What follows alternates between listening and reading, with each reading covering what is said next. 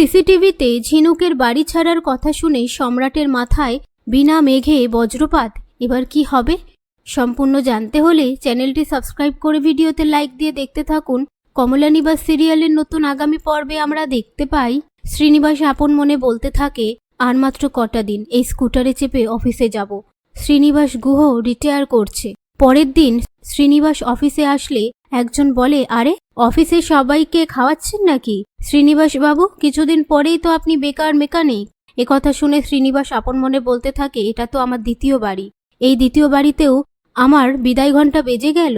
অন্যদিকে ঝিনুক ফোনের নেটওয়ার্ক না পেলে ফোনটা ছুঁড়ে ফেলে দিয়ে বলে, সকালে মায়ের সাথে কথা বললাম, আবারও নেটওয়ার্ক নেই, আর এক সেকেন্ডও আমি এই জেলখানায় থাকবো না।